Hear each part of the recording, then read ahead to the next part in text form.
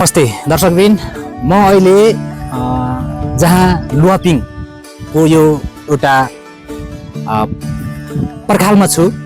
यहाँ मसँग आज म यहाँ आउँदै गर्दा एकजना हाम्रै गाउँठाउँका अटो ड्राइभरसँग, पूर्व अटो ड्राइभरसँग केही कुराकानी गरौँ र उहाँले केही कुरा म राख्छु भनेर मलाई सम्पर्क गरिसकेपछि म उहाँसँग आज प्रत्यक्ष कुराकानी गर्न लागिरहेको छु। सर्वप्रथम त उहाँलाई स्वागत गर्न चाहन्छु। नमस्ते हजुर। नमस्ते। अनि के छ तपाईँको खबर? खबर ठिकै छ, बाँचेकै छ। ठिक छ है। जे होस्, तपाईँको अनुरोध म यहाँसम्म आइसकेको छु होइन। तपाईँले मलाई फोन गरेर भन्नुभएको थियो मैले त्यस्तो केही समयमा म बोल्छु, केही समस्या छ म बोल्छु भन्नुभएको थियो। तर तपाईँको त्यो फोन गरेको म स्वीकारेर म आज यहाँसम्म तपाईँसँग छोटो कुराकानी गरौँ न त भनेर यहाँ आएको छु। सर्वप्रथम तपाईँलाई पहिला आफ्नै मुखारबिन्दर परिचय दिनुहोस् तपाईँको है। नमस्ते, मेरो मोहन पुन साना पाण्डौ सुनचोर। अहिले बसेजमा सिनेर बस्छु। विगत 2 वर्षदेखि मैले सिनेर बसिरहेको छु। पूर्व म अटो व्यवसायिक पनि हो, तर अहिले मैले अटो बेचिसकेँ। तर अहिले के छ भनेपछि हामीलाई अटो व्यवसायलाई नगरले गर्ने दृष्टिकोण धेरै फरक छ। पहिलेको भन्दा अहिले मैले जुन बेला अटो किन्थेँ त्यति भन्दा अहिले धेरै फरक छ।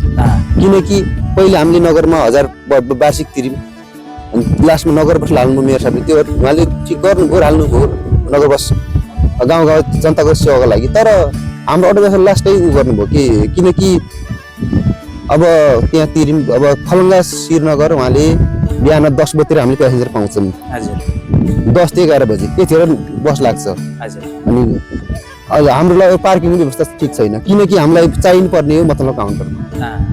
बरु लाइनबद्ध राख्न नदिनु होला, हामीले त्यो मान्छौँ, नियम मान्नुपर्छ।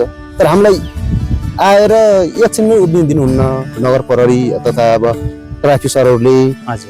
अब किन होला कि अटो व्यवसाय गर्न नपाउने कि हामीले कि विदेशै जानुपर्ने हो 30,000 कमाउनलाई? हामी के विदेशै अर्काको देशमा गुलाम बन्नुपर्ने हो कि देशमा केही गर्न पाउने हाम्रो पाउनुपर्छ पर्दैन? हामीले त्यो पनि यसो नगर ध्यान गरेर हुन्थ्यो मेरो विचारमा है। हजुर। किनकि अब उहाँले पार्किङ दिनुभएको छ, तल्लो काउन्टर आसपास दिनुभएको छ, त्यहाँ प्यासेन्जर पाइँदैन। किनकि तपाईँको लास्ट टाइममा पुच्छरमा कहाँबाट पाउँछ प्यासेन्जर कि हामीले भनेको जस्तै तल बजार किनमेल गर्दै गर्दै यात्रा रोड माथि आउनुहुन्छ, मसल काउन्टर आउनुहुन्छ, त्यहाँबाट अब पहिलेदेखि लाग्यो नत्र त्यो नै गर्दा कस्तो हुन्थ्यो? अनि मेरो जिज्ञासा है। अब हुन त उहाँको आफ्नो होला, पाटो होला, उहाँले पनि अब राम्रै गर्न खोज्नु भयो होला उहाँको नजरमा। हाम्रो नजरमा अहिले त अब किनकि हामी अटो व्यवसायलाई अलि सोचे जस्तो भएन कि, किनकि तल पार्किङ शुल्क लिनुहुन्छ पार्किङ गरेपछि खण्डमा। उहाँले लिनु पाउनुहुन्छ, किनकि अब एउटा नगरको अब राजस्वको लागि आर्थिक सहयोग हरेक कुरा हुन्छ, विकासको लागि लग्नुहुन्छ। तर हामीलाई बरु तल दिने पार्किङ माथि दिए कस्तो हुन्थ्यो? मथलो काउन्टर आसपास प्यासेन्जर पाउँथ्यो, कर्णाली हस्पिटल आसपासमा दिए कस्तो हुन्थ्यो कि? त्यो ठाउँमा अहिले त ब्याक साइडमा खाली छ, जग्गा छ, व्यक्तिको होला हुन्छ, त्यहाँ पनि अब विभिन्न झमेला हुन्छ होला। तर ती पनि सहज गर्न सक्नुहुन्न भन्ने कुरा मेरो धारणा कि। दर्शकबिन, तपाईँले सुन्नुभयो हाम्रो पूर्व ड्राइभर मोहनजीको कुराकानी। यहाँले भन्दै हुनुहुन्छ त्यस शारदा नगरपालिकालाई तल्लो काउन्टर भन्दा हामीलाई चाहिँ तल्लो काउन्टरमा प्यासेन्जरहरू पाइन्छ, तर अहिले चाहिँ तल्लो काउन्टरमा हामीलाई दिनुभएको छ। हामीलाई तल्लो काउन्टरमा त्यति त्यहाँ नगर प्रहरीका पुलिसहरूले त्यति राम्रोसँग अटोहरू रोक्न दिनुहुन्न भन्दै हुनुहुन्छ। म यो ध्यान आकर्षण गराउन चाहन्छु कि शारदा नगरपालिका मेयर प्रकाश भण्डारज्यूले गरेको त्यो काम त एकदम राम्रो छ, तर पनि अब कसरी यो अटो चलाउने व्यवसायहरूलाई कसरी कहाँ गर्दा ठिक हुन्छ, कस्तो गर्दा उत्तम हुन्छ, तपाईँले त्यसमा ध्यान जाओस् तपाईँको पनि। किन भनेपछि उहाँहरू पनि एउटा गरिखाने भारो हो होइन। त्यही भएर तपाईँहरूले जहाँ अब तल त तपाईँहरूले राजस्व उठाउनुहुन्छ ठिकै हो, तर माथि पनि अब माथिको ठाउँमा पनि त्यति अब ड्राइभरहरूलाई अटोहरू त्यति पार्किङ गर्न नदिने होइन, नरोक्न नदिने। सकभर मलाई लाग्छ तपाईँको यो ध्यान आकर्षण होस् भन्न चाहन्छु।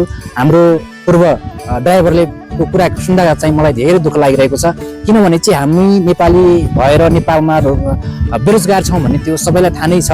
तर तपाईँले त्यो गरेको काम पनि राम्रै छ, तर पनि उहाँले जे भन्नुभएको छ त्योमा तपाईँको ध्यान आकर्षण होस् भन्न चाहन्छु। अनि मोहनजी, तपाईँ अरू के छ तपाईँको?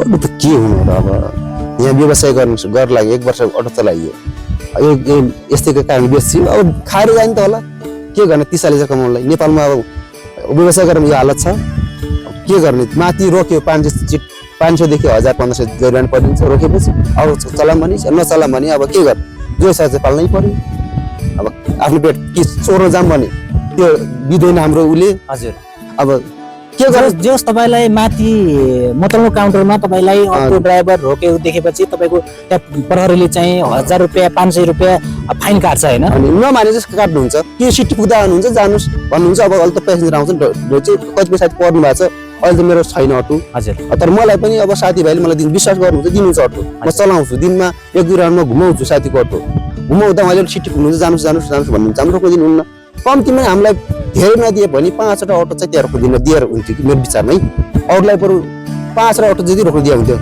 जो घेराभन्दा बाहिर रोक्नु दिए हुन्थ्यो मेरो धारणा है धेरै नदिए पनि 5वटा खलङ्गामा 3टा रोक्नु दिनुहुन्छ लाइन पालोमा बस्दिउँ मैले चलाउँदा अहिले पालो त्यो सिस्टम छ 5वटा जति अटो रोक्नु दिए हुन्थ्यो त्यो एरियामा कि अब लामो कोही बर्ला जानु होला कोही खलङ्गा आउनु होला कोही टाढा गाउँ जानुहुन्छ कम्ती 5वटा चाहिँ त्यहाँ पार्किङ गर्न दिए हुन्थ्यो कि बरु तल तिर्ने शुल्क माथि तिरिहाल्नुहुन्छ साथीहरूले किन तिर्नुहुन्न र पार्किङ शुल्क माथि तल पनि अब तिर्ने साथीले माथि तिर्नुहुन्न र माथि पेसेन्जर पाउँछ माथि भएपछि साथीभाइले हाँसी सायद पार्किङ शुल्क तिर्नुहुन्छ जस्तो लाग्छ है मेरो विचारमा अब हुन त उहाँहरूको आफ्नो धारणा होला साथीभाइको होइन किनकि अब समस्या त्यस्तै छ पेसेन्जर पाउन्न अनि नगर बसले पेसेन्जर पाउने भने 9 देखि 10 बजी 10-11 बजीसम्म पाउँछ त्यतिखेर नगर बस लाग्छ नगर बसले सबै पेसेन्जर फाल्छ नगर बसले 50 मा ल्याउँछ हामीले सानो व्यवसायी 100 लिने बाध्यता छ अब भने वाला पम्पमा तेल पाउँदैन बलियाको तेल चलाउनु पर्छ साथीभाइले अनि अहिले त पेट्रोल पम्प सम्बन्धी पनि नगरले अहिले त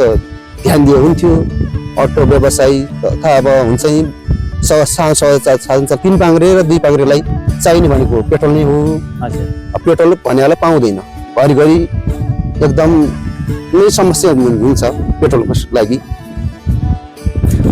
दर्शकबिन तपाईले सुनिसक्नुभयो हाम्रो मोहनजीको कुराकानी म पनि यो अनुरोध गर्न चाहन्छु कि शारदा नगरपालिकाका मेयर प्रकाश भण्डारीज्यू तपाईले यस भिडियो पक्कै पनि हेर्नुहुन्छ होला जति साथीहरूले मेरो भिडियो हेर्नुहुन्छ सेयर गर्नु होला किनभने हरेक ठाउँको भिडियो मैले जस्ताको तस्तै निर्माण गर्ने प्रयासमा जुटिरहेको छु जहाँ अन्याय जहाँ अत्याचार हुन्छ त्यसको भिडियो म जस्ताको तस्तै गराउने प्रयास जुटिरहेको छु र हाम्रो मोहनजीले आज मलाई यहाँसम्म बोलाएर उहाँसँग एउटा सानो कुराकानी गर्दा मलाई पनि दुःख लागिरहेको छ र त्यसलाई चाहिँ अब कसरी सदुपयोग गर्दा ठिक हुन्छ जस्तो लाग्छ मलाई चाहिँ र तपाईको ध्यान आकर्षण होस् हाम्रो शारदा नगरपालिका मेयर प्रकाश भण्डारी ज्यूलाई म यो अनुरोध गर्न चाहन्छु र तपाईहरु यति सलेरी खबर पेज घनश्याम केसी पेजमा नयाँ साथीहरु हुनुहुन्छ भने पेजलाई फलो गरेर जोडिनु होला म हरेक खालको भिडियो यसैबाट ल्याउने प्रयासमा जुटिरहेको छु अब हामी अन्तिममा छौं मोहनजी अरु केही कुरा तपाईलाई भन्नु छ अरु के छैन के भन्नु र अब हैन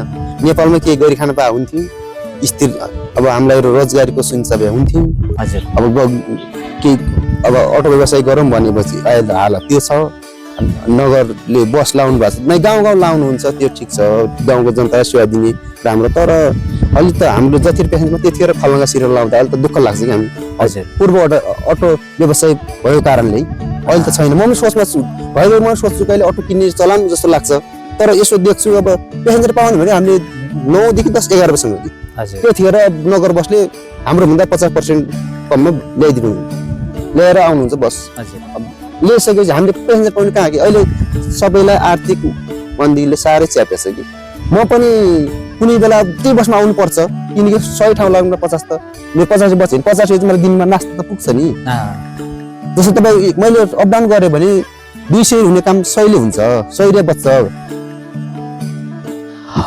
तपाईको भनाइ यति नै होइन यति अरु के भन्नु त दर्शकबिन उहाँले भनिसक्नुभयो तपाईलाई जति पनि साथीहरु हुनुहुन्छ यस भिडियोलाई शेयर गरिदिनु होला पेजलाई फलो गरेर जोडिनु होला भन्दै म यति अन्तिममा आइसकेका छौं यति भन्दै तपाईहरुकै सुख दुःखको सहयात्री सलेरी खबरको सञ्चालक घनश्याम केसी भन्ने बिदा हुन चाहन्छु हाम्रो मोहनजीलाई विशेष धन्यवाद दिँदै म तपाईहरुकै सुख दुःखको सहयात्री घनश्याम केसी भन्ने बिदा हुन चाहन्छु हस्त नमस्ते।